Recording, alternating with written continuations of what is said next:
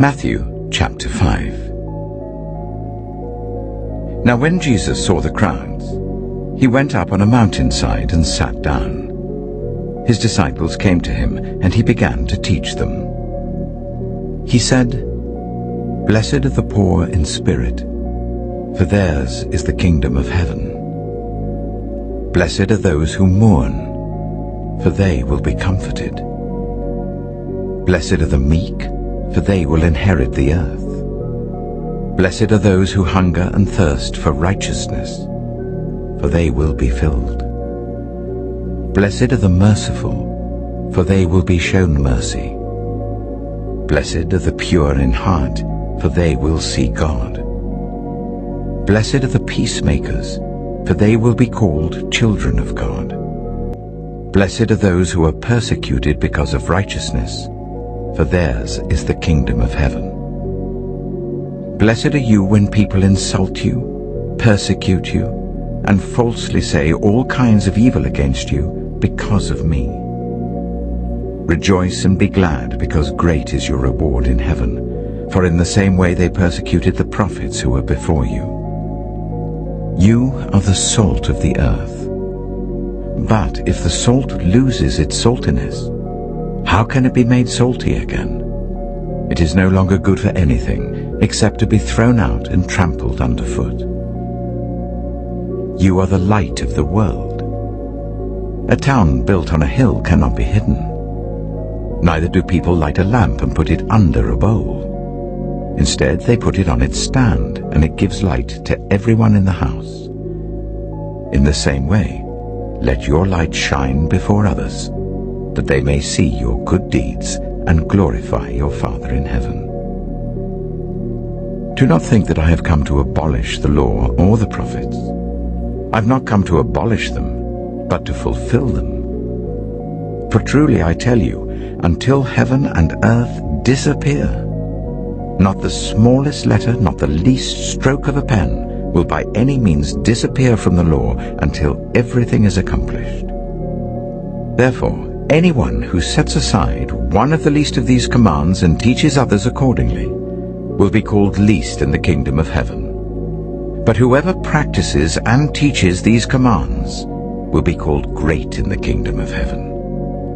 For I tell you that unless your righteousness surpasses that of the Pharisees and the teachers of the law, you will certainly not enter the kingdom of heaven. You have heard that it was said to the people long ago, "You shall not murder, and anyone who murders will be subject to judgment." But I tell you that anyone who is angry with a brother or sister will be subject to judgment. Again, anyone who says to a brother or sister, "Raka," is answerable to the court, and anyone who says, "You fool," will be in danger of the fire of hell. Therefore, if you are offering your gift at the altar and there remember that your brother or sister has something against you, leave your gift there in front of the altar. First, go and be reconciled to them. Then come and offer your gift. Settle matters quickly with your adversary who is taking you to court. Do it while you're still together on the way, or your adversary may hand you over to the judge, and the judge may hand you over to the officer, and you may be thrown into prison.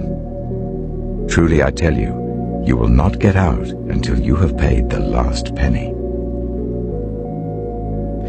You have heard that it was said, "You shall not commit adultery."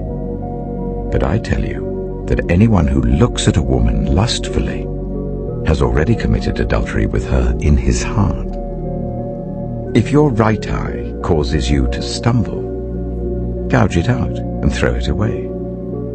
It is better for you to lose one part of your body than for your whole body to be thrown into hell. And if your right hand causes you to stumble, cut it off and throw it away. It is better for you to lose one part of your body than for your whole body to go into hell. It has been said, anyone who divorces his wife must give her a certificate of divorce. But I tell you that anyone who divorces his wife except for sexual immorality makes her the victim of adultery, and anyone who marries a divorced woman commits adultery. Again, You have heard that it was said to the people long ago, "Do not break your oath, but fulfill to the Lord the oaths you have made."